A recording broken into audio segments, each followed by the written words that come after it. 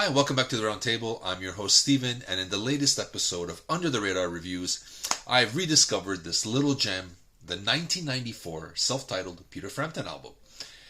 Most fans know Peter Frampton from his mega hit seller, Frampton Comes Alive, which was released in 1976 with the songs Baby I Love Your Way and Do You Feel Like We Do, which became staples on rock radio across the globe. But a lot of hardcore fans know that he has released albums at a semi-regular rate and has been touring consistently up to most recently, where I think he kind of announced the retirement tour and now he's kind of getting out of the retirement tour. But that's a whole other story. I've always kind of liked him, but I was like most fans, thought he kind of fell off the earth after Frampton Comes Alive and didn't really follow his studio outputs. And then one day I walked into the record store in '94 and heard the song Day in the Sun and wasn't quite sure. I said I recognize the voice, but not quite sure who it is. Is it Frampton? I asked the guy. He goes, yeah, it's a new Frampton album. And I said, really? I stayed there, listened to a couple of tracks, and I heard You Can Be Sure, It All Comes Down to You, and Can't Take That Away. And I said, wow, these are really melodic, catchy songs. I really like this. So I picked it up that day and realized that there's a song, Out of the Blue, which was written by Steve Marriott, who used to be in Humble Pie with Peter Frampton. And Jonathan Cain from Journey plays, and I believe he co-writes on the song Can't Take That Away. The album was produced by Kevin Savigar, and it was mixed by Chris Lord Angle. Chris Lord Angle is probably known, I believe, for James Brown Gravity, and I believe he has done the Prince Batman soundtrack is his most notables. I think he's done a Green Day album as well. So the album sounds great.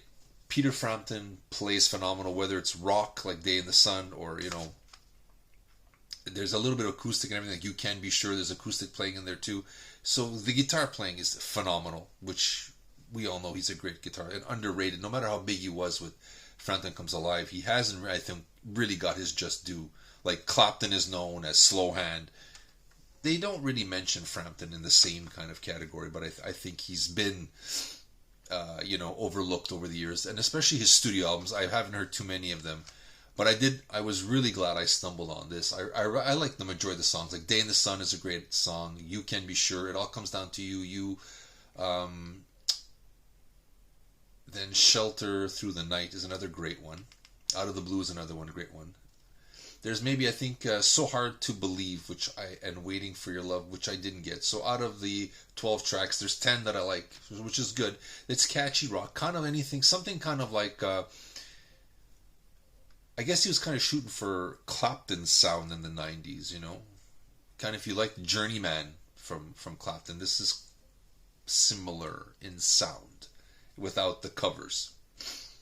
I got this 2000 reissue because my 94 album, I just ruined it. I played it till it can't play anything anymore. So you got, as bonus tracks on here, you got these live acoustic versions of You Can Be Sure, which is a new song off that album, Baby I Love Your Way, All I Want to Be Is By Your Side, and Show Me the Way.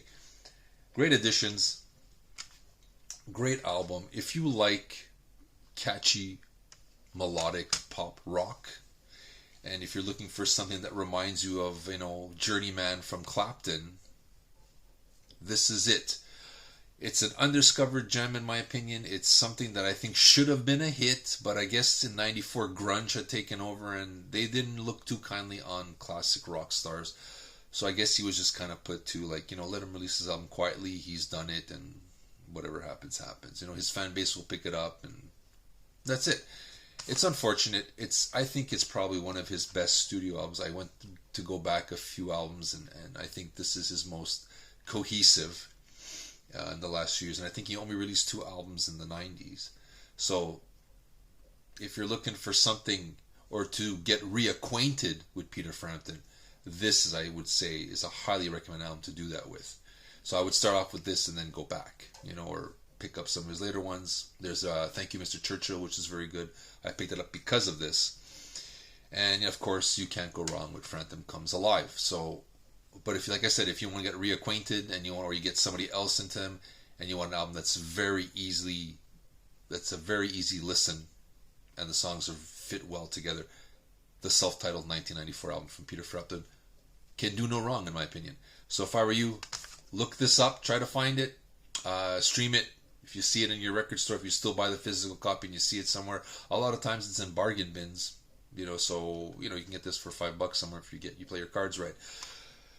And it's money well spent. I think this is a lost gem and deserves your attention and deserves to be listened once in your lifetime. So this is Stephen Pluto from the Aroundtable with my underrated review of the self-titled Peter Frampton album. Signing off.